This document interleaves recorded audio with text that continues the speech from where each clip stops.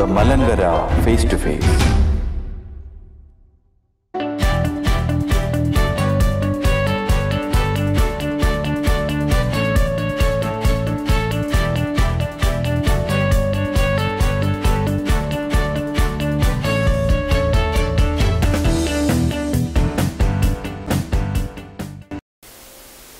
നമസ്കാരം.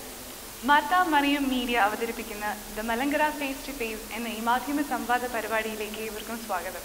സഭയുടെ ചിട്ടകളും സമൂഹത്തിൻ്റെ പൊതു താല്പര്യങ്ങളും സൗകര്യങ്ങളും എല്ലാം കണക്കിലെടുത്തുകൊണ്ട് ആരാധനാലയങ്ങളിൽ വസ്ത്രധാരണ നിബന്ധനകൾ അനിവാര്യമാണോ എന്ന വിഷയത്തെക്കുറിച്ച് സംസാരിക്കുവാനും ഈ സംവാദത്തിൽ പങ്കെടുക്കുവാനും നമ്മൾ ഇന്നിവിടെ ക്ഷണിച്ചു വരുത്തിയിട്ടുള്ള വിശിഷ്ടാതിഥികളെ നമുക്ക് പരിചയപ്പെടാം.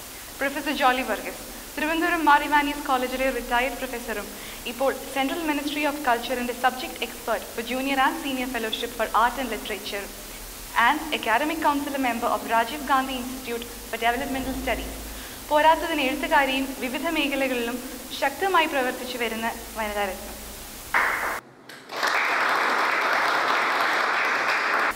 Mister Varghese Daniel sir, Thiruvananthapuram central ഗവൺമെൻറ്റിൻ്റെ കീഴിലുള്ള എംപ്ലോയീസ് പ്രൊവിഡൻറ്റ് ഫണ്ട് ഓർഗനൈസേഷനിലെ റീജിയണൽ പ്രൊവിഡൻറ്റ് ഫണ്ട് കമ്മീഷണർ.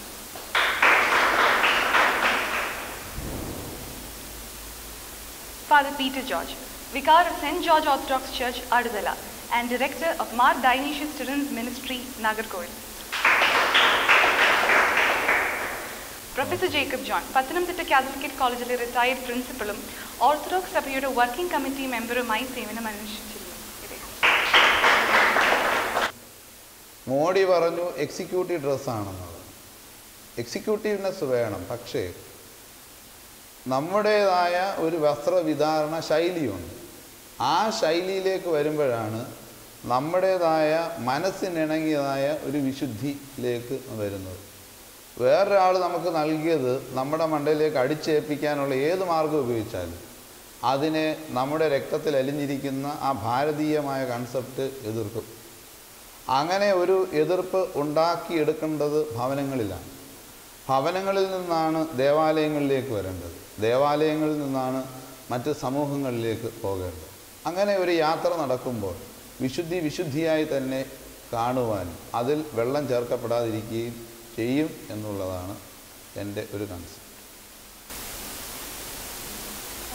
അപ്പം ഹൃദയവിശുദ്ധി എന്നാലും പക്ഷേ ഭാരതീയ സംസ്കാരമാണ് നമ്മൾ കൊണ്ടുപോകേണ്ടതെന്ന് ഉദ്ദേശിച്ചത്. ഈ ഭാരതീയ സംസ്കാരം എന്ന് പറയുമ്പോൾ നമ്മൾ സൗത്ത് ഇന്ത്യൻസാണ്. ഇപ്പം സാരി, ചുരിദാറൊക്കെ മുതലായ നോർത്ത് ഇന്ത്യൻ ഡ്രസ്സുകളല്ലേ. ഭാരതീയ വേഷം എന്ന് ഉദ്ദേശിക്കുന്നതിൽ ചട്ടയും മുണ്ടും അല്ലെങ്കിൽ മുണ്ടും ജുബും അങ്ങനത്തെ അല്ലേ ഇൻക്ലൂഡ് ആവുന്നത്? ബഹുമാനപ്പെട്ട അച്ഛനെ ഭാരതീയ സംസ്കാരത്തെക്കുറിച്ചും ഭാരതീയമായ വേഷവിധാനങ്ങളെക്കുറിച്ചുമൊക്കെ പറഞ്ഞു. പക്ഷേ നമ്മളെ ആരാധന ആലയത്തിലേക്ക് പോകുമ്പോൾ നമ്മൾ എന്തിനു വേണ്ടി പോകുന്നു എന്നുള്ളത് നമ്മുടെ മനസ്സിലുണ്ടായിരിക്കണം. നമ്മൾ ദൈവത്തെ ആരാധിക്കുന്നതിന് വേണ്ടിയാണ് നമ്മളവിടെ പോകുമ്പോൾ. അപ്പോൾ നമ്മൾ ദൈവത്തെ ആരാധിക്കാനായിട്ട് പോകുമ്പോൾ അതിന് യോജിച്ചതായിട്ടുള്ള വേഷവിധാനങ്ങൾ വേണം നമ്മൾ ധരിക്കാൻ. എൻ്റെ ചെറുപ്പകാലത്തിൽ എൻ്റെ വല്യപ്പച്ചനുമൊക്കെ ഉള്ള ആ സമയത്ത് ഞായറാഴ്ച പള്ളിയിൽ പോകുന്നതിന് മുമ്പ് തലേ ദിവസം തന്നെ അവരതിനു വേണ്ടിയുള്ള ഒരുക്കങ്ങൾ തുടങ്ങും. നല്ല ശുഭ്രമായ വസ്ത്രം അത് അലക്കി തേച്ച് ഒരുക്കി ഞായറാഴ്ച രാവിലെ നേരം വെളുക്കുന്ന സമയത്ത് പ്രാർത്ഥിച്ചു കഴിഞ്ഞിട്ട് ആ വേഷം ധരിച്ച് അവർ പോകുന്നത് ഒരു വലിയ രാജാവിനെ കാണാൻ പോകുന്ന പോലെയാണ്.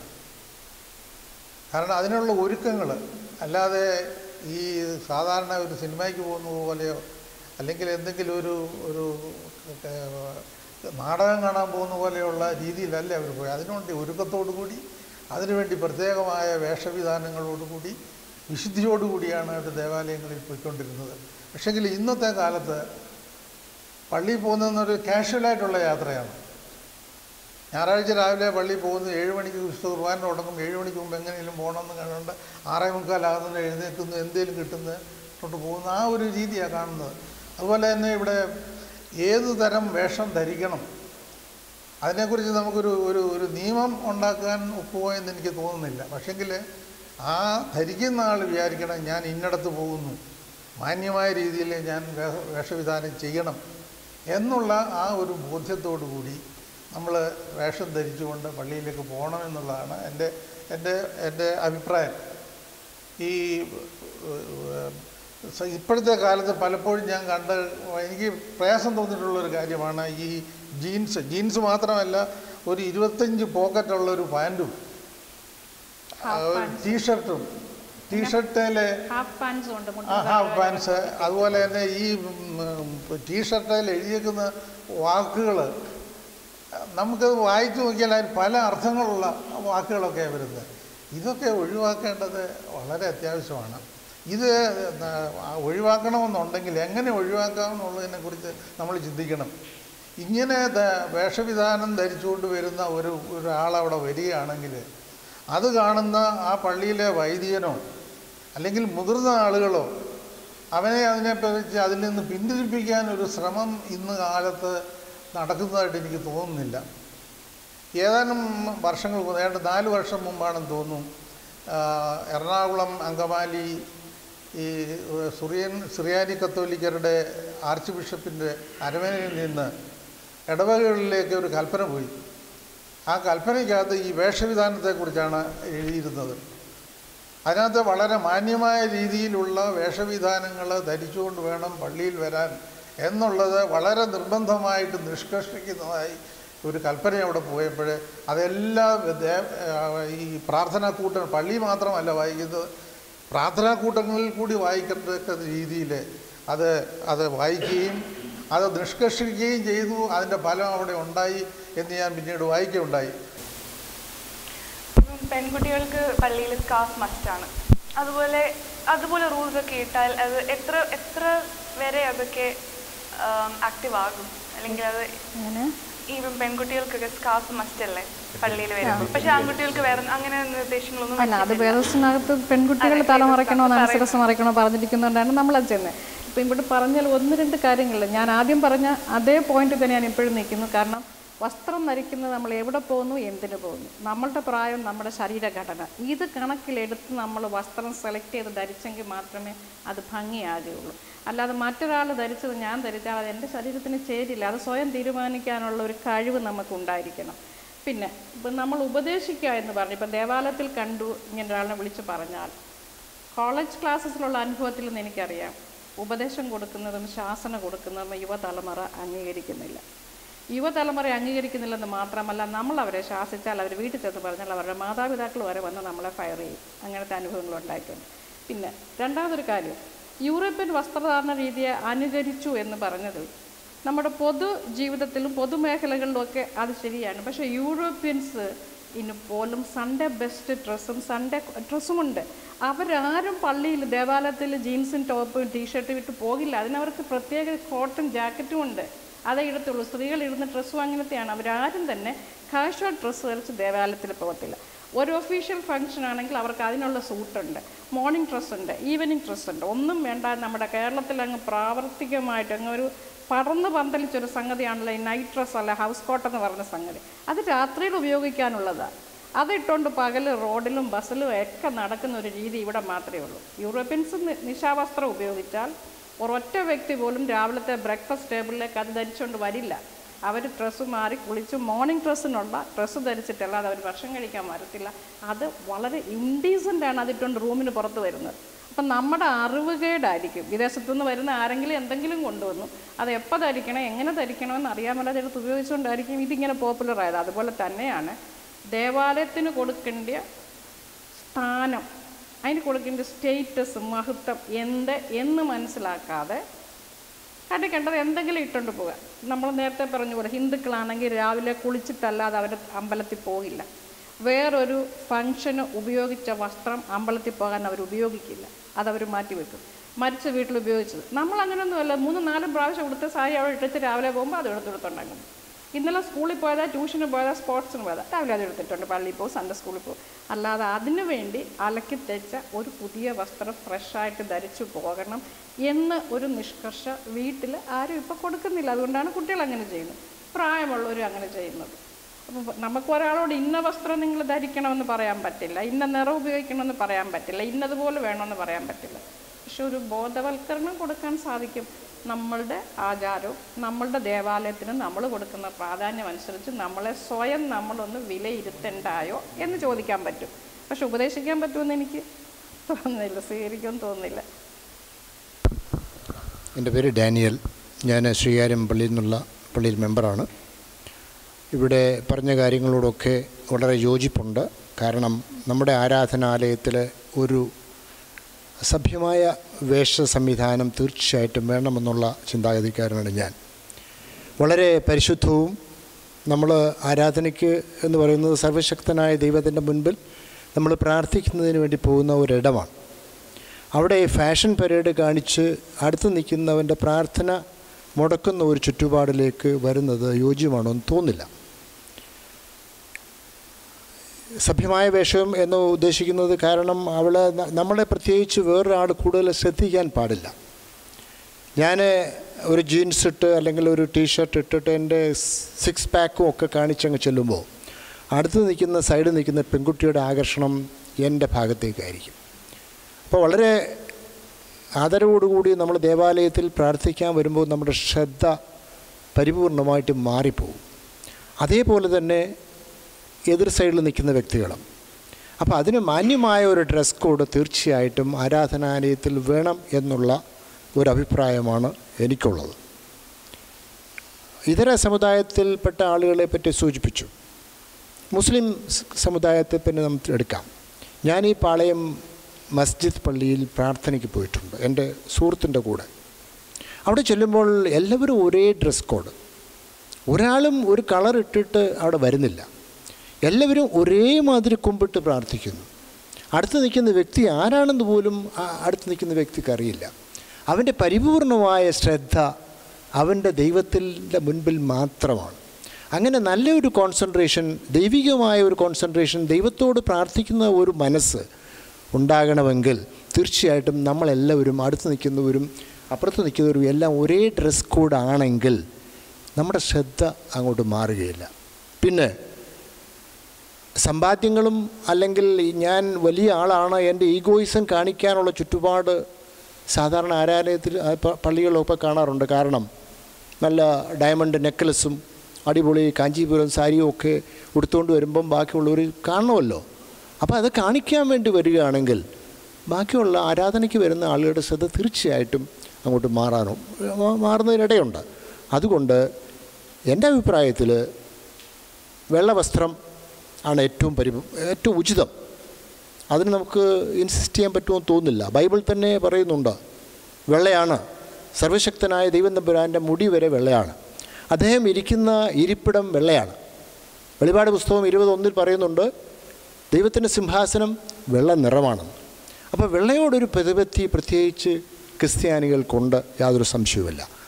നമ്മുടെ പൂർവികന്മാർ, എൻ്റെ അപ്പനും അമ്മയും ഒക്കെ ഇപ്പോൾ സാറ് സൂചിപ്പിച്ചതുപോലെ പരിപൂർണമായും വെള്ള വസ്ത്രം ധരിച്ച് മാത്രമേ അവരന്ന് പള്ളിയിൽ പോകാറുണ്ടായിരുന്നുള്ളൂ.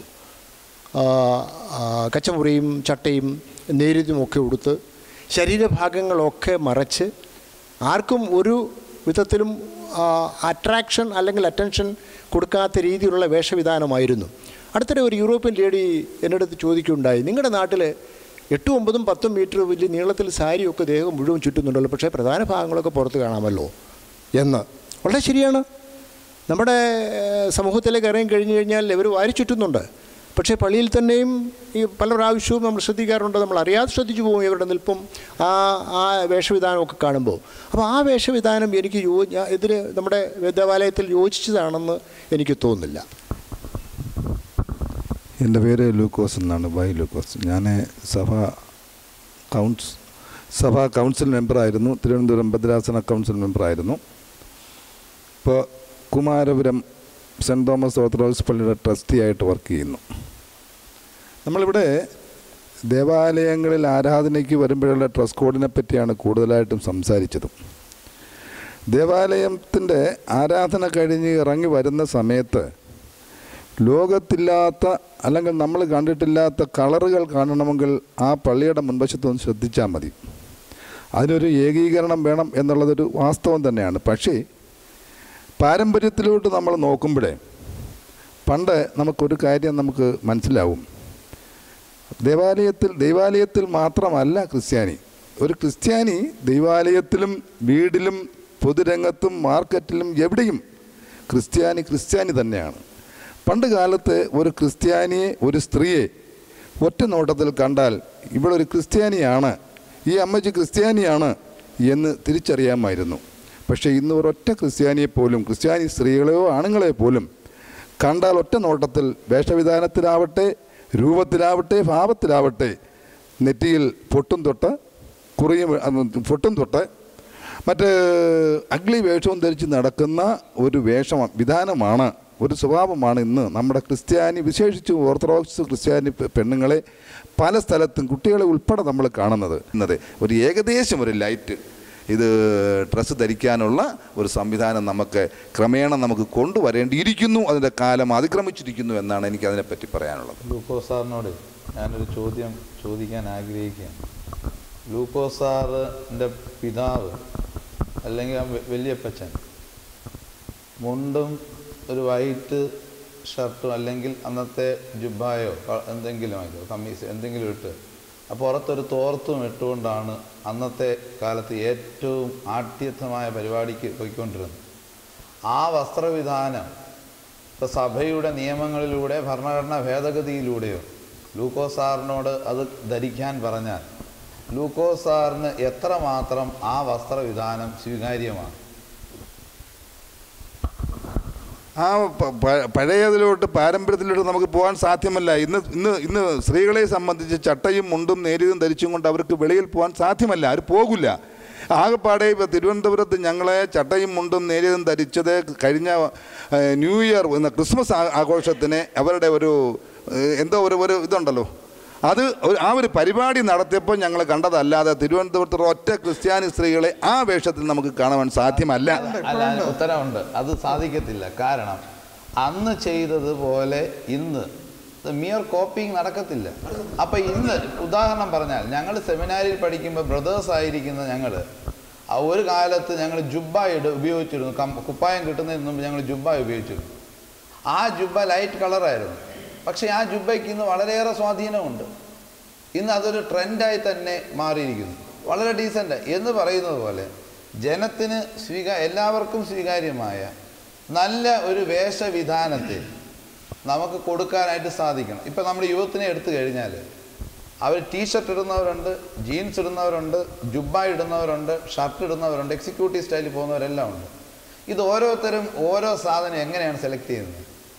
ഒരു അപ്പനോ അല്ലെങ്കിൽ ഒരു അമ്മയോ ഒരു അധ്യാപകനോ ചെന്ന് പറയത്തില്ല, എടാ നീ ഇത് ഇട്ടാൽ മതി. അവനത് ഇഷ്ടപ്പെടുന്നു. എന്തുകൊണ്ട് അവനത് ഇഷ്ടപ്പെടുന്നു? അത് നമ്മുടെ ചർച്ചയിലേക്ക് വരേണ്ട ഒരു കാര്യമാണ്. എന്തുകൊണ്ട് അവൻ ഇഷ്ടപ്പെടുന്നു? ഒന്നുകിൽ അവൻ കണ്ട മോഡൽ ചിലപ്പോൾ മോഹൻലാൽ ആയിരിക്കാം, ചിലപ്പോൾ മമ്മൂട്ടി ആയിരിക്കാം. മമ്മൂട്ടി ഈ വസ്ത്രം ധരിച്ചുകൊണ്ട് വന്നപ്പോൾ അവൻ ഇഷ്ടപ്പെട്ടു. അതിനാണല്ലോ ഫാഷൻ ഷോയിലൊക്കെ ഓരോ മോഡൽസിനെ വെച്ച് ധരിപ്പിച്ച് വിടുന്നത്. ഇത് കാണുമ്പോൾ അവൻ്റെ ഹൃദയത്തെ ജയിക്കത്തക്ക രീതി അവനെ ക്യാപ്റ്റീവായിട്ട് അവിടെ ഇത് കാണുന്നു. അതുകൊണ്ട് അത് അവൻ ഇമിറ്റേറ്റ് ചെയ്യുന്നു. അങ്ങനെ ഇമിറ്റേറ്റബിളായിട്ട് നമുക്കൊരു മോഡലിനെ കൊടുക്കാൻ പറ്റൂ. ഇപ്പോൾ പള്ളിയിലെ ട്രസ്റ്റിയും സെക്രട്ടറിയും കമ്മിറ്റി മെമ്പേഴ്സ് എല്ലാം കൂടെ പള്ളിയിൽ വരുമ്പോൾ, സ്ത്രീ സമാജ അംഗങ്ങളെല്ലാം കൂടെ പള്ളിയിൽ വരുമ്പോൾ, യൂത്ത് ലീഗ് അംഗങ്ങളെല്ലാം കൂടെ പള്ളിയിൽ വരുമ്പോൾ ഞങ്ങൾ ഇന്ന വസ്ത്രം ധരിച്ചു പോകാം എന്ന് പറഞ്ഞ് പോകുമ്പോൾ സൺഡേ സ്കൂളിൽ പഠിക്കുന്ന പിള്ളേർ കാണുന്ന ഞങ്ങളുടെ അച്ചാച്ചന്മാർ പോയിരിക്കുന്നത് ഈ വസ്ത്രം ഉടുത്തുകൊണ്ടാണ്. ആ വസ്ത്രം അതുപോലെ ഞങ്ങൾക്കും ആവണം എന്ന് പറയാൻ, അങ്ങനെ ചെയ്തൊരു മാതൃക കാണിക്കാൻ ഇന്നത്തെ സീനിയർ സിറ്റിസൺസ് എന്ന് പറയപ്പെടുന്നവർ സാധിക്കൂ. ഈ ചട്ടയും മുണ്ടിൻ്റെയും കാര്യമൊക്കെ പറഞ്ഞിരുന്ന സ്ത്രീകളത് ഉപയോഗിക്കുന്നില്ലെന്ന് പറയും. ഈ വസ്ത്രദാനത്തിൽ വന്ന കാതലായ വ്യതിയാനത്തിൻ്റെ ഒരു പ്രധാന ഭാഗമെന്ന് പറയുന്നത് സൗകര്യവും കൂടിയാണ്. ഇന്ന് സ്ത്രീകളെല്ലാം ഉദ്യോഗസ്ഥരാണ്. കോളേജിലും സ്കൂളിലും ഒക്കെ പോകുന്ന കുട്ടികൾക്കും ഉദ്യോഗത്തിൽ പോകുന്നവർക്കും ട്രെയിനിലും ബസ്സിലൊക്കെ കയറി പോകുന്നവർ ചട്ടയും കൊണ്ട് കൊടുത്ത് പോകണമെന്ന് പറഞ്ഞാൽ നടക്കത്തില്ല. അതങ്ങനൊരു കാര്യം ചിന്തിക്കാൻ പറ്റില്ല. പെൺകുട്ടികളൊക്കെ ഈ ചുരിദാറും ജീൻസും പ്രിഫർ ചെയ്യുന്നതിൻ്റെ ഒരു കാരണം അവർക്ക് യാത്ര ചെയ്യാനുള്ള സൗകര്യമാണ്. അപ്പോൾ അതുപോലും എങ്ങനെ വൃത്തിയായി ധരിക്കണം എന്ന് അമ്മമാർക്ക് പറഞ്ഞു കൊടുക്കാൻ പറ്റും. പക്ഷേ അത് ദേവാലയത്തിൽ വേണോ വേണ്ടായോ എന്നുള്ളതാണ് നമ്മൾ ചിന്തിക്കേണ്ടത്. കാരണം അവരവൻ്റെ സൗകര്യം കൂടിയുണ്ട്, യാത്ര ചെയ്യേണ്ട ആവശ്യങ്ങളുണ്ട്. ഇപ്പോൾ ഒരുപാടാണ് അത് സ്ത്രീകൾക്ക്. അപ്പോൾ അങ്ങനെയുള്ളവർക്ക് നമുക്ക് ആ പഴയതിലേക്ക് പോകാൻ പറയാൻ പറ്റത്തില്ല. പുരുഷന്മാർക്കാണെങ്കിലും മുണ്ടും ഉടുത്ത് ഷർട്ട് വിട്ട് മടക്കി കുത്തി ബസ്സിൻ്റെ ഫുട്ബോളിൽ ഓടിക്കൊണ്ടിരിക്കുമ്പോൾ ചാടിക്കയറാനും ട്രെയിനിൽ ഇറങ്ങാനൊന്നും നടക്കത്തില്ല. അപ്പോൾ അങ്ങനെ വരുമ്പോൾ ഫാൻസി ഷർട്ടുമാണ് അവിടെ അവർക്ക് ഇത് കൺവീനിയൻ്റ് ആയിട്ടുള്ളത്. ജീൻസ് അവർക്ക് യാത്ര ചെയ്യുമ്പോൾ കൺവീനിയൻ്റ് ആണ്. പക്ഷേ ഈ വസ്ത്രങ്ങളൊക്കെ തന്നെ നമ്മുടെ ശരീരത്തിനും പ്രായത്തിനും ഘടനയ്ക്കും ചേരുന്ന പോലെ ആഭാസത്തരമാകാതെ, നേരത്തെ പറഞ്ഞ പോലെ ശരീരഭാഗങ്ങൾ പ്രദർശിപ്പിക്കാതെ എങ്ങനെ വൃത്തിയായി ധരിക്കാം, ഇതിലേതൊക്കെ ദേവാലയത്തിൽ ഉപയോഗിക്കാം, ഏതൊക്കെ ദേവാലയത്തിൽ ഉപയോഗിച്ചുകൂടാ എന്നുള്ളതാണ് നമ്മൾ തീരുമാനിക്കേണ്ടത്. എൻ്റെ പേര് ജേക്കബ് വർഗീസ്. ഞാൻ ഇവിടുത്തെ ബാറിലെ അഡ്വക്കേറ്റാണ്. ഇന്നത്തെ ഈ ദേവാലയത്തിലെ ഈ വസ്ത്രധാരണത്തെക്കുറിച്ച് ഇത്ര ഗൗരവപരമായിട്ട് സംസാരിക്കുകയും ചിന്തിക്കുകയും ചെയ്യേണ്ട ഒരു സാഹചര്യം ഇന്ന് സംജാതമായിട്ടുണ്ടോ എന്ന് ഞാൻ ആദ്യമായിട്ട് സംശയിക്കുകയാണ്. കാരണം ഇന്ന് ഞാൻ ദേവാലയത്തിൽ എല്ലാ ഞായറാഴ്ചയും കൃത്യമായിട്ട് പോകുന്ന ഒരാളാണ്. ആരാധനയിൽ ആത്മീയ ചൈതന്യത്തോടുകൂടി പങ്കെടുത്തുകൊണ്ട് ആരാധിക്കുന്ന ഒരു വ്യക്തിയാണ്. പക്ഷേ ഇങ്ങനെ ഒരു ആശങ്കയോടുകൂടിയുള്ള ഒരു awkwardness on dressing or in appearance or environmental factors ആ ദേവാലയത്തിൽ ഞാൻ ദർശിച്ചിട്ടില്ല. അതാണ് ഞാൻ ആമുഖമായിട്ട് സൂചിപ്പിക്കാൻ പോകുന്നത്. പക്ഷേ ആനുകാലികമായിട്ട് കാണുന്ന ചില പ്രവണതകൾ നമ്മളിവിടെ ചർച്ച ചെയ്യപ്പെടുന്നത് നല്ലതാണ്. ഇവിടെ ഞാൻ പെട്ടെന്ന് പറയുകയാണ്, ഒരു 3 തലമുറകൾക്ക് മുമ്പുമുള്ള നമ്മുടെ പിതാമഹന്മാരെല്ലാവരും കാർഷിക വൃത്തി മുഖ്യ ഉപജീവന മാർഗമായിട്ട് സ്വീകരിച്ചിരിക്കുന്ന ആളുകളാണ്. കാളയെ പൂട്ടി വയലിലുമൊക്കെ പോയി ഈ മുമ്പേ ഇവിടെ സൂചിപ്പിച്ച പോലെ നേരിയതൊക്കെ ഇട്ട് മുണ്ടും മടക്കി കുത്തി ജീവിച്ചിരുന്ന വ്യക്തികളാണ്. തലമുറകൾ മാറി സമൂഹം മാറി. ഇന്ന് അവരുടെ മക്കൾ ഉന്നത ബിരുദധാരികളായി ഈ രാജ്യത്തിൻ്റെ ബൗണ്ടറീസ് എല്ലാം ട്രാൻസെൻഡ് ചെയ്തുകൊണ്ട് അവർ വിദേശ രാജ്യങ്ങളിലെല്ലാം പോയി അത്യുന്നതമായ നിലയിലുള്ള ബിരുദങ്ങളൊക്കെ എടുത്ത് അവിടുത്തെ പ്രൊഫസേഴ്സ്, എൻജിനീയേഴ്സ്, സയൻറ്റിസ്റ്റ്, മംഗളയാനെയൊക്കെ ചൊവ്വയിൽ വിടുന്ന ആയിരിക്കുക. അവരൊക്കെ ആ പിതാമഹന്മാരുടെ കൂടെയുള്ള ഡ്രസ് കോഡും ജീവിത രീതിയും പാരമ്പര്യവും പൈതൃകവും ഒക്കെ അനുവർത്തിച്ച് പോകണം എന്ന് സ്ട്രിക്റ്റായിട്ട് നമുക്കാർക്കും ഇൻസിസ്റ്റ് ചെയ്യാൻ പറയും. ഞങ്ങളൊക്കെ എല്ലാ പഠിക്കും മാൻ ഓഫ് ആവറേജ് പ്രൂഡൻസ് എന്ന് പറയും. അങ്ങനെ ആ man of average prudence can never say like that. ആ രീതിയിലാണ് നമ്മൾ ചർച്ചയിൽ ചിന്തിക്കേണ്ടതും അനുവർത്തിക്കേണ്ടതും. പിന്നെ ജീൻസ് എന്നൊരു കാര്യം ഇവിടെ പറഞ്ഞു. ജീൻസ് എന്ന് പറയുന്നത് എനിക്ക് തോന്നുന്നു ഇറ്റ്സ് എ പർട്ടിക്കുലർ ക്ലോത്ത് സ്റ്റഫാന്ന് തോന്നുന്നു. അത് നല്ലവണ്ണം തച്ച് നൈസും ഉണ്ട്, കടുകട്ടിയും ഉണ്ട്. വെള്ളത്തിൽ മുക്കിയാൽ വെള്ളം പിടിക്കാത്ത സാധനങ്ങളാണ് ജീൻസ്. അതുകൊണ്ട് നല്ല ജീൻസും ഉണ്ട്. ആ ജീൻസിനെ ആകെ കൂടി അങ്ങ് തേജാവധം ചെയ്യണമെന്നും നമ്മൾ ഉദ്ദേശിക്കരുത്. നല്ല ജീൻസ് നല്ലവണ്ണം തയ്ച്ച് നല്ലവണ്ണം വസ്ത്രധാരണം ചെയ്ത് മാന്യമായ രീതിയിൽ പോയി കഴിഞ്ഞാൽ അതിനൊന്നും ഒരു ഓക്വേർഡ്നെസ് ഇല്ല. വസ്ത്രവിളിക്ക് അതല്ല, അത് ഞാൻ പ്രത്യേകം പറഞ്ഞതാ. വസ്ത്രവിളിക്ക് കഴിയുന്നതുകൊണ്ട് ആറ്റിനകത്ത് വെള്ളത്തിട്ടാൽ പോലും നനയാത്തതുകൊണ്ട് this is not like that. പോയിട്ടുണ്ടല്ലോ. എൻ്റെ മോനെ ട്രിവാൻഡ്രം എഞ്ചിനീയറിംഗ് അല്ല കൊല്ലം എഞ്ചിനീയറിംഗ് കോളേജിൽ പഠിച്ചു. ഇപ്പോൾ ഓസ്ട്രേലിയയിലാണ്. ഞാൻ നിങ്ങളവിടെ പോയി. ജീൻസ് എന്ന് ഞാൻ പറഞ്ഞല്ലോ. ജീൻസ് എന്ന് പറയുന്ന ഒരു പർട്ടിക്കുലർ, അതിനെന്താ കുഴപ്പം? ഞാൻ ആമുഖമായിട്ട് സൂചിപ്പിച്ചോ, ജീൻസ് എന്ന് പറയുന്നത് ഇറ്റ്സ് എ പർട്ടിക്കുലർ ഒരു തുണി സ്റ്റഫാണത്. അത് നൈസുണ്ട്. ആ പോപ്ലിൻ മാതിരി പിടപെടാ വിളിക്കുന്നത് ജീൻസും ഉണ്ട്. നമ്മൾ ഉദ്ദേശിക്കുന്ന ജീൻസ് എന്ന് പറഞ്ഞാൽ വെള്ളം നനയാത്ത സാധനമാണ്. അതല്ല ഉദ്ദേശിക്കുന്നത്.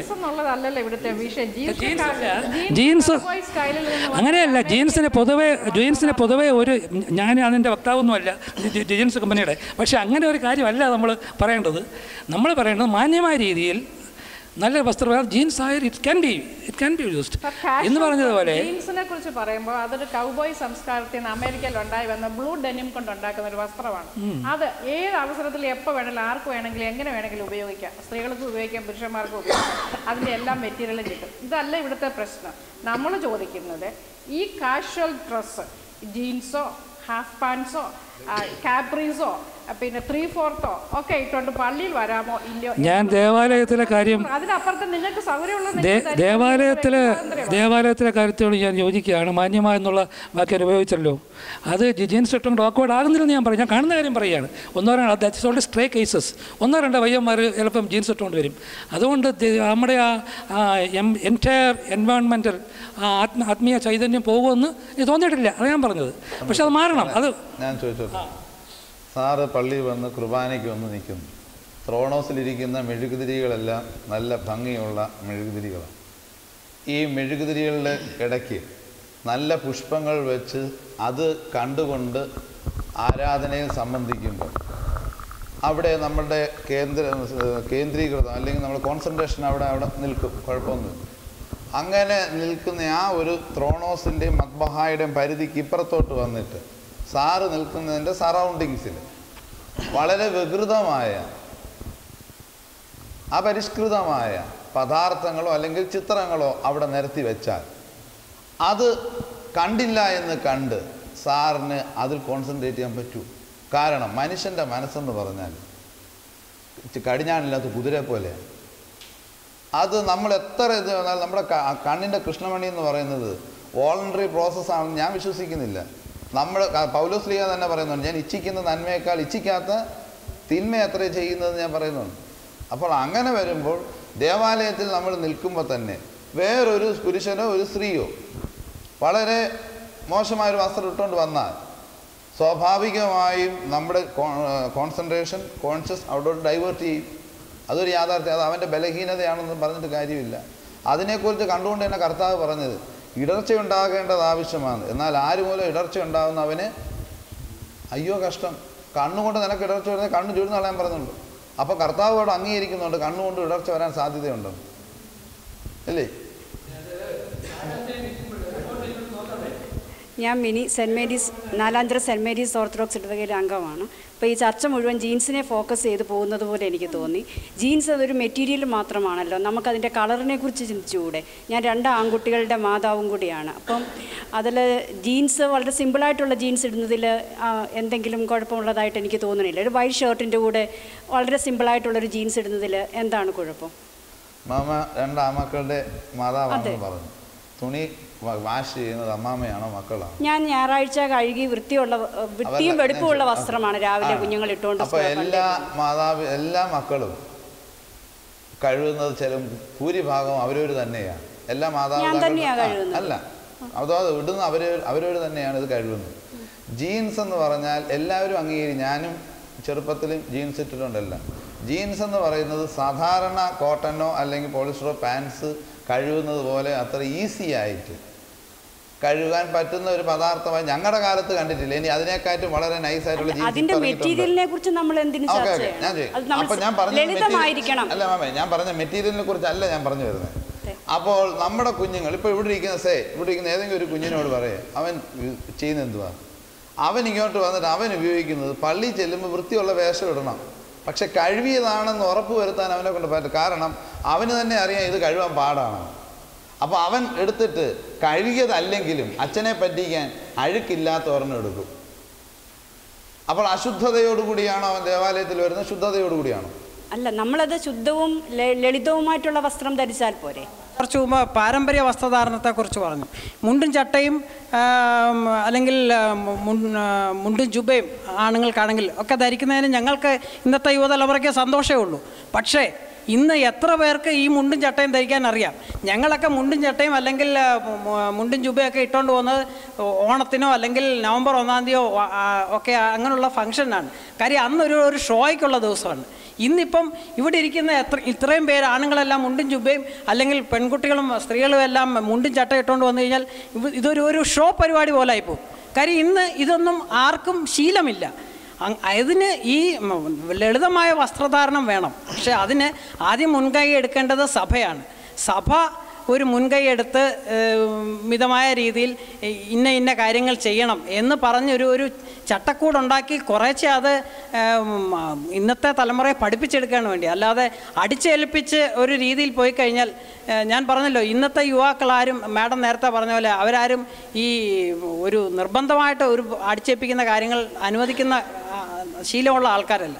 അത് കുറേശ്ശെ സഭയിൽ നിന്ന് പിന്നീട് വീട്ടിൽ നിന്ന് മാതാപിതാക്കളിലേക്ക് എത്തി അതിലൂടെ ഒരു ബോധവൽക്കരണത്തിലൂടെ ഇത് പറ്റുള്ളൂ. എൻ്റെ പേര് ഫാദർ ഗീവർഗീസ്.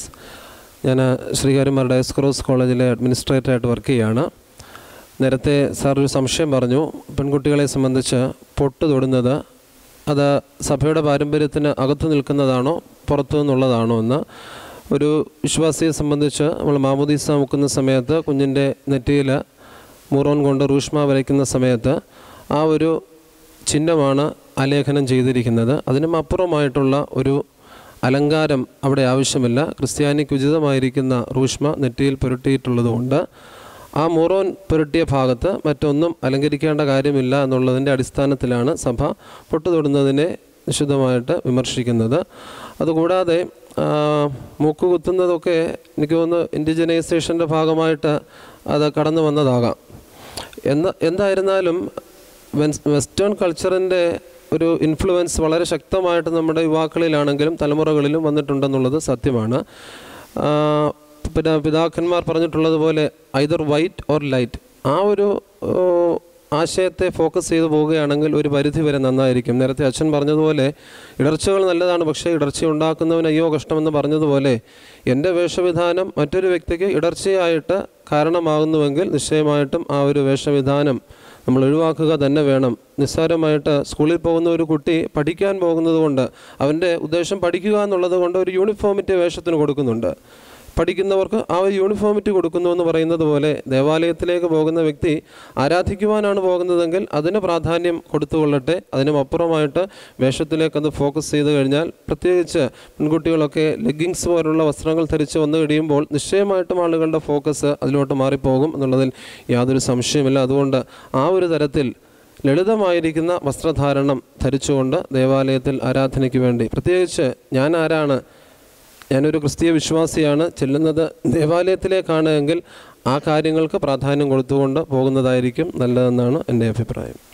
അങ്ങനെയാണെങ്കിൽ വിവാഹ ചടങ്ങുകളിൽ ഇപ്പം നിർദ്ദേശങ്ങൾ വെക്കുന്നുണ്ട് നമ്മുടെ സഭയിൽ.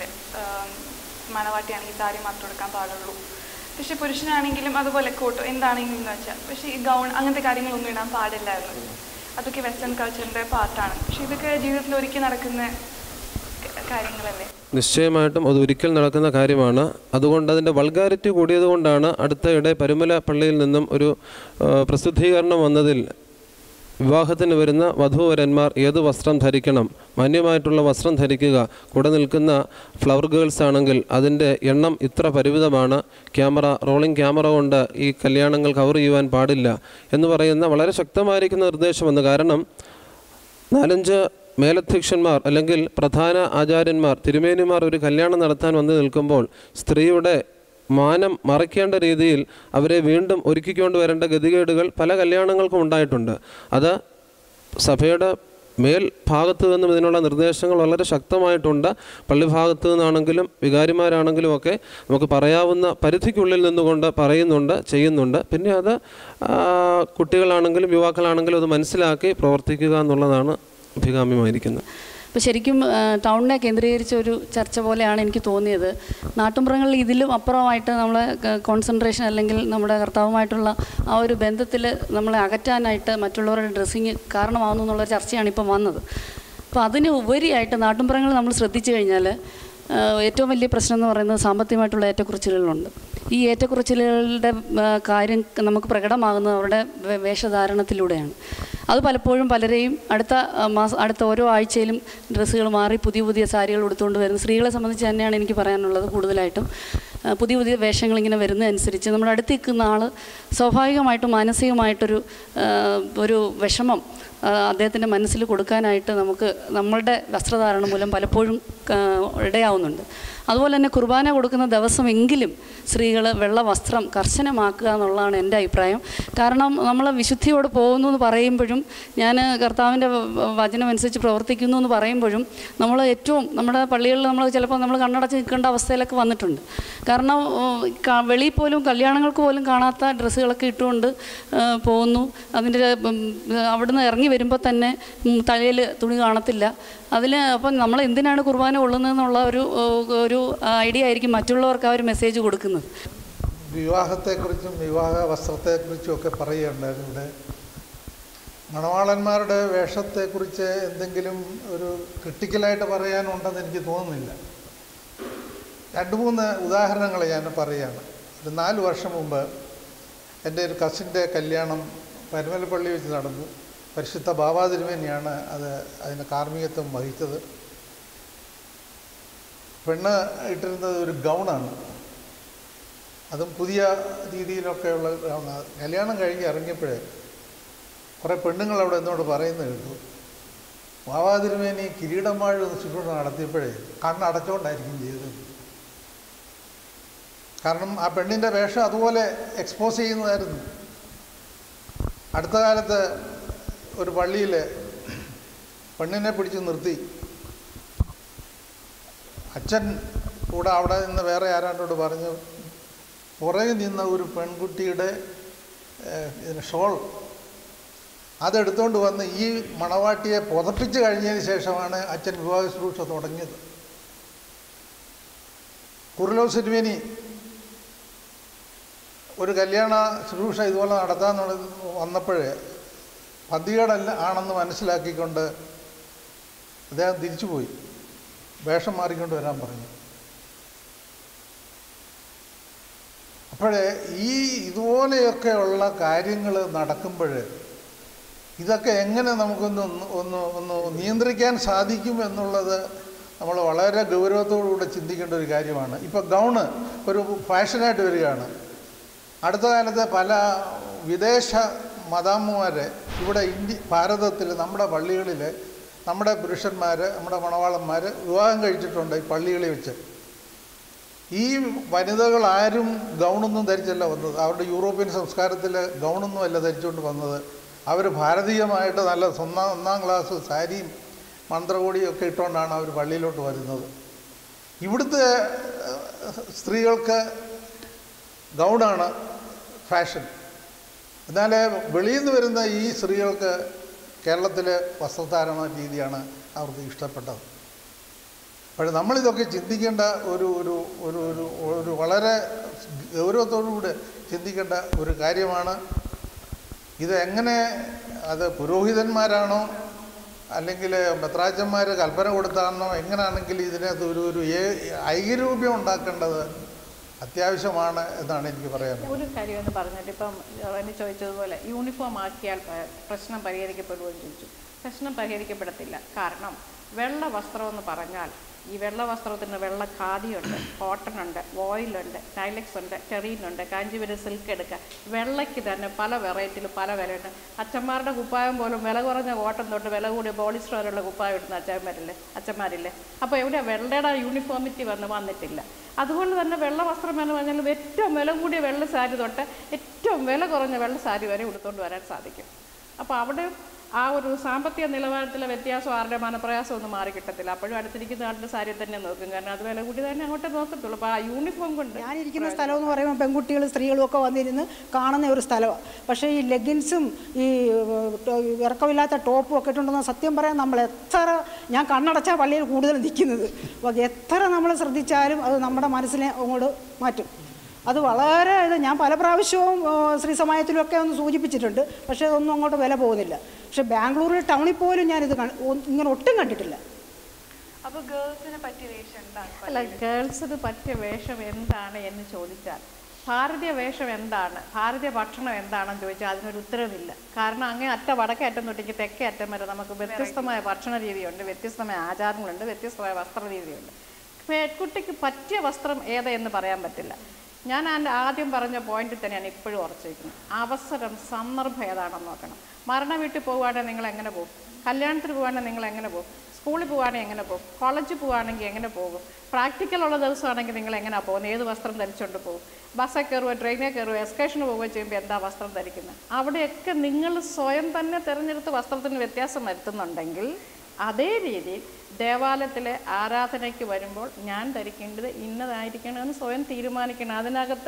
അതിന് സഭ്യതയുള്ളതായിരിക്കണം. അതിനൊരു ഔചിത്യ ബോധം വേണം. മണവാട്ടിയായി നിൽക്കുമ്പോഴും അച്ഛനിവിടെ പറഞ്ഞതുപോലെ സാറ് പറഞ്ഞതുപോലെ വസ്ത്രധാരണത്തിന് സഭ്യതയുണ്ടായിരിക്കണം, ഔചിത്യം ഉണ്ടായിരിക്കണം. പക്ഷെ മണവാട്ടിയായി വന്ന് നിൽക്കുമ്പോൾ ജീവിതത്തിൽ ഒരിക്കൽ മാത്രം ഒരുങ്ങി നിൽക്കുന്നു, ഒരിക്കൽ മാത്രം ഫോട്ടോ എടുക്കുകയും വീഡിയോയിലാക്കി വെക്കുകയും ചെയ്ത് ഈ ചരിത്രം രേഖപ്പെടുത്താൻ വേണ്ടി ഒരു ബ്യൂട്ടി പാർലർ മൊത്തം ദേഹത്ത് തേച്ച് വെച്ചുകൊണ്ടാണ് വരുന്നത്. അതിന് പ്രോത്സാഹിപ്പിക്കുന്ന വീട്ടുകാരുമാണ്. പെൺകുട്ടികളും അത് ഇഷ്ടപ്പെടും. അതുകൊണ്ടാണ് പലപ്പോഴും രണ്ടാമത് വസ്ത്രം ധരിപ്പിക്കേണ്ടി വരികയും പറഞ്ഞു വിടേണ്ടി വരികയും ഷോൾ കൊണ്ട് പുതയ്ക്കുകയും ചെയ്യേണ്ടി വരുന്ന കാരണം ഇന്നത്തെ ബ്ലൗസുകളുടെയൊക്കെ പുറകുവശം മോഡൽസ് ഇട്ടുകൊണ്ട് വരുന്നത് സിനിമയിൽ നമ്മൾ കാണുന്ന എന്തുണ്ടോ അത് തന്നെയാണ് ധരിച്ചുകൊണ്ട് വരുന്നത്.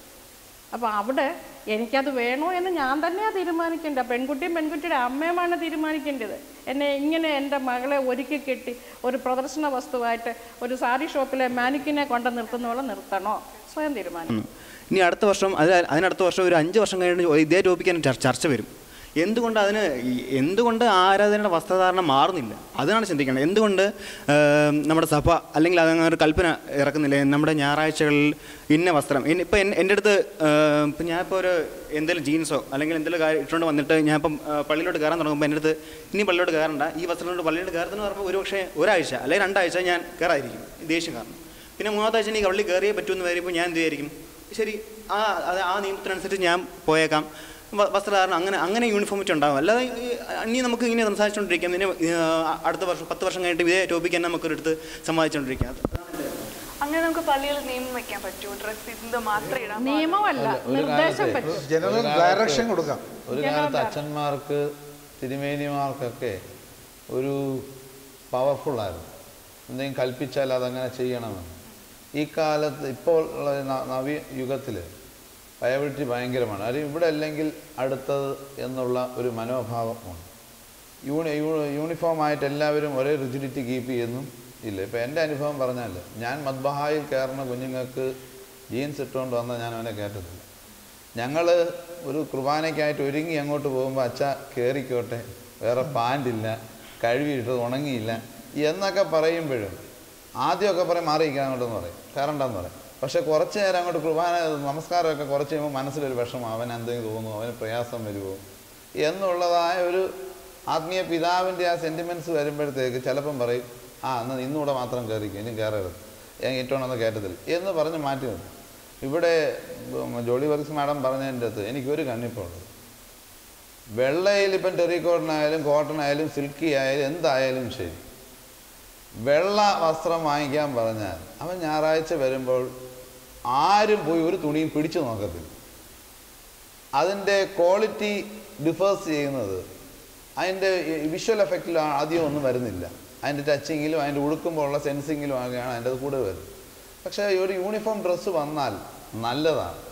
പക്ഷേ ഇതാണ് കുഴപ്പം, നമ്മൾ എത്ര ഞങ്ങൾ അച്ഛന്മാർ പറഞ്ഞാലും, ഇപ്പം തിരുമേനി തന്നെ ഇവിടുത്തെ ഇടവമെത്രാപ്പൊലീത്ത തന്നെ ഒരു കൽപ്പനയിലൂടെ എല്ലാം ചെയ്തു, എത്ര കണ്ടത് പ്രായോഗികമായി.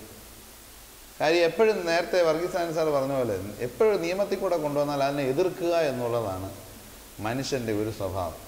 അതാണ് ആദ്യമേ ഞാൻ പറഞ്ഞത്, ഇത് മനസ്സിൽ നിന്ന് ഉണ്ടായി വരേണ്ട ഒരു കൺസെപ്റ്റാണ്. അത് ട്രഡീഷണൽ ആയിട്ടുള്ള കൺസെപ്റ്റിനെ മനസ്സിൽ നിന്ന് പൊങ്ങി വരണം. എനിക്കിതേ പറ്റത്തുള്ളൂ എന്നുള്ള കൺസെപ്റ്റ് വേണം. അല്ലാതെ നമ്മൾ എത്ര ഇമ്പോസ് ചെയ്താലും അതിന് ഒപ്പോസിഷൻ ആണ്. നമുക്ക് അതിനകത്ത് എന്ത് ചെയ്യാൻ പറ്റും? അച്ഛൻ പറഞ്ഞതിനോട് ഞാൻ പൂർണ്ണമായി യോജിക്കുന്നു. ഇന്നത്തെ യുവജനങ്ങളുടെ കാഴ്ചപ്പാടാണത്.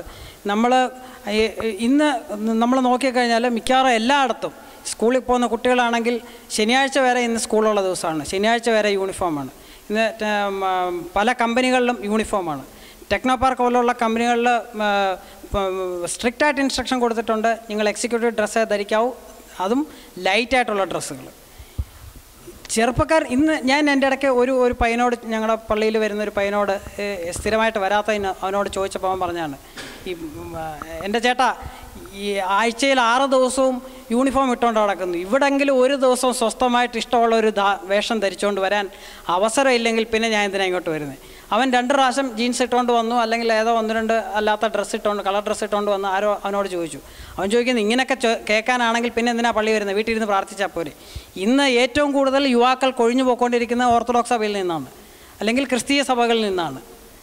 അത് ഒഴിവാക്കി നമ്മുടെ ഇവിടുന്ന് കൊഴിഞ്ഞുപോക്ക് തടഞ്ഞുകൊണ്ട് കൂടുതൽ അവരെ കൂടെ ഇൻക്ലൂഡ് ചെയ്ത് കൊണ്ടുവന്ന ഒരു രീതിയിലേക്ക് നമ്മുടെ വസ്ത്രധാരണ രീതി പരിഷ്കരിച്ച് കൊണ്ടുവരുവാനായിട്ട് ഉള്ളൊരു നടപടി, അല്ലെങ്കിൽ അതിനൊരു തുടക്കം സഭയിൽ നിന്ന് തുടങ്ങിക്കഴിഞ്ഞാൽ അതുകൊണ്ട് മുന്നോട്ട് സഭയുടെ പുരോഗതിക്ക് നടക്കുള്ളൂ.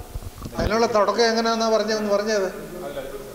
എന്തോ തുടക്കം വേണമെന്നാണ് പറഞ്ഞത്, എന്തോ ചെയ്യണം, സഭ എന്തോ ചെയ്യണമെന്നാണ് പറഞ്ഞത്, എല്ലാം നിർണ്ണയിച്ചു കൊടുക്കണം അല്ലേ? അതല്ല അങ്ങനെ റോണി, ഞാൻ ചോദിച്ചോട്ടെ, ഈ ഞാനും ചെറുപ്പക്കാരനായിരുന്നു, ഇപ്പം നമ്മൾ കുറേ ചെറുപ്പക്കാരുണ്ട്, നമുക്ക് ഈ താല്പര്യം ഇവിടെ ഇപ്പം റോണി പറഞ്ഞ ആ ഒരു എക്സാമ്പിൾ എടുത്തു കഴിഞ്ഞാൽ അവൻ ഈ സപ്രഷൻ തോന്നിയത് എന്തുകൊണ്ടാണ്? അവൻ ഡിസയർ ചെയ്യുന്ന, അവൻ ആഗ്രഹിക്കുന്ന വേറൊരു വസ്ത്രമാണ്, പക്ഷെ അതിനവന് പറ്റുന്നില്ല. എൻ്റെ പോയിന്റ് ഞാൻ ആദ്യം മുതലേ പറയുന്നത്, ഈ ആഗ്രഹത്തെ നമ്മൾ മോൾഡ് ചെയ്യാൻ നമുക്ക് പറ്റണം. ആ രീതിയിൽ നമ്മുടെ ടോക്കിങ്സ്, നമ്മുടെ സ്പീച്ച്, എല്ലാ കാര്യങ്ങളും മാറിക്കഴിഞ്ഞാൽ, വീട്ടിലെ നേച്ചർ മാറിക്കഴിഞ്ഞാൽ നമ്മുടെ ആഗ്രഹം എന്നുള്ളത് അവിടെ മാറും. നമ്മളൊരു തുണിക്കടയിൽ ചെന്ന് കഴിഞ്ഞാൽ ഒരാൾ സെലക്ട് ചെയ്യുന്ന തുണിയുടെ കളറ് അനുസരിച്ച് അവൻ്റെ മനോവിചാരത്തെ, മനോധർമ്മത്തെ നമുക്ക് പഠിക്കാൻ പറ്റും. അവനൊരു സിമ്പിൾ മൈൻഡുള്ള പയ്യനാണെങ്കിൽ അവൻ ഒബ്വിയസ്ലി അവൻ എടുക്കുന്നത് ഒരു ലൈറ്റ് കളറായിരിക്കും എന്ന് നമുക്ക് വേണമെങ്കിൽ ഒരു ക്ലാസിഫിക്കേഷൻ കൊടുക്കാം. അപ്പോൾ ഇങ്ങനെയുള്ള ഒരു ഇൻട്രസ്റ്റ്, ഈ ഇമിറ്റേഷൻ ഭ്രമം ഈ ഗൗൺ വന്നത് എങ്ങനെയാണ്? ഡയാന രാജകുമാരി അല്ലെങ്കിൽ അവരുടെ ഒരാൾ പള്ളി ദേവാലയത്തിൽ കല്യാണത്തിന് പോയപ്പോൾ ഇങ്ങനെ ഒരു വസ്ത്രം എടുത്തുകൊണ്ട് പോയി. ഞാനും രാജകുമാരി ആയതുകൊണ്ട് എനിക്കും ഇങ്ങനെയുള്ളത് പോകാം. ഐശ്വര്യ റോയ് അങ്ങ് അറ്റം വരെ കീറിയത് ഇട്ടുകൊണ്ട് പോയി, എനിക്കും പോകാം. കാര്യം ഞാൻ ആഗ്രഹിക്കുന്ന ഐശ്വര്യ റോയ് ആവാനാണ്, ഞാൻ കന്യമറിയാവാനല്ല ആഗ്രഹിച്ചത്. ആ ഒരു മൈൻഡ് സെറ്റപ്പ് മാറാതെ നമ്മൾ എന്തെല്ലാം എംപോസ് ചെയ്താലും അതിന് റെബല്യസ് നേച്ചർ ഉണ്ടാവും. അത്രയേ ഉള്ളൂ. ഇവിടെ ചർച്ചകളുടെ അകത്ത് ഈ ഒരു കൽപ്പനകൾ അല്ലെങ്കിൽ ഒരു ഓർഡർ ഉണ്ടാക്കുന്നതിനെക്കുറിച്ച് പറഞ്ഞു. നമ്മുടെ സഭകളിലും പള്ളികളിലും ഈ ഫ്ലക്സ് നിരോധിച്ചുകൊണ്ട് ഫ്ലക്സുകൾ ഉപയോഗിക്കരുതെന്ന് പറഞ്ഞ് പരിശുദ്ധ ബാവ തിരുമേനിയുടെ ഒരു കൽപ്പന ഉണ്ടായിരുന്നു. നമ്മുടെ പള്ളികളിൽ എത്രമാത്രം ഫ്ലക്സുകളാണ് ഡെയിലി ഇത് പെരുന്നാളുകളായാലും മറ്റ് ഫംഗ്ഷൻസിനായാലും ഉപയോഗിച്ചുകൊണ്ടിരിക്കുന്നത്. അപ്പോൾ ഒരു ഓർഡർ കൊണ്ടൊരു കൽപ്പന കൊണ്ടുണ്ടെന്ന് നമുക്ക് നിരോധിക്കാൻ സാധിക്കത്തില്ല. പക്ഷേ പിന്നെ നമ്മളുടെ ഉള്ളിലിരിക്കുന്നതായ സ്വത്വം, അതായത് ഐഡൻറ്റിറ്റി, ഞാൻ എവിടെയാണ് പോകുന്നത്, ഞാൻ എങ്ങോട്ടാണ് പോകുന്നത്, എങ്ങനെയാണ് ഞാൻ പോകുന്നത്, ആ ഒരു വ്യക്തിയെ സംബന്ധിച്ചാലും കുട്ടിയായാലും വലിയൊരു വ്യക്തിയായാലും സംബന്ധിച്ചാലും ആ ഒരു ഐഡൻറ്റിറ്റിയാണ് ഇതിൽ പ്രധാനപ്പെട്ട വരുന്നത്. അപ്പോൾ ആ ഐഡൻറ്റിറ്റി ഡെവലപ്പ് ചെയ്യുമ്പോൾ 2-3 ഘടകങ്ങളെ ആശ്രയിച്ചിരിക്കും. ഒന്നെന്ന് പറയുന്നത് ഫീനോടൈപ്പ്, അതായത് ആ എൻവയോൺമെൻറ്റുമായിട്ട് ബന്ധപ്പെട്ട് നിൽക്കുന്ന സമൂഹം. ബഹുമാനപ്പെട്ട അച്ഛൻ പറഞ്ഞ പോലെ തന്നെ ഇപ്പോൾ ഒരു പക്ഷേ ഞാനിപ്പം വലിയ ഒരു റോൾ മോഡലിൻ്റെ ഡ്രസ്സിലാണ് പോകണമെങ്കിൽ ഞാൻ ഉദ്ദേശിക്കുന്നുണ്ടെങ്കിൽ സ്വാഭാവികമായിട്ടും അതിലായിരിക്കും പോകുന്നത്. പക്ഷേ അതിനേക്കാൾ ഉപരി പണ്ടെന്ന് പറയുന്നത് നമ്മുടെ ഒരു പിന്നെ അമ്മച്ചിമാരെല്ലാം കൂട്ടുകുടുംബ സമിതിയിലൊക്കെ ആണെങ്കിൽ പണ്ട് അപ്പച്ചന്മാർ നിഷ്കർഷിക്കും പള്ളിയിൽ ഇങ്ങനെയാണ് പോകുന്നത്.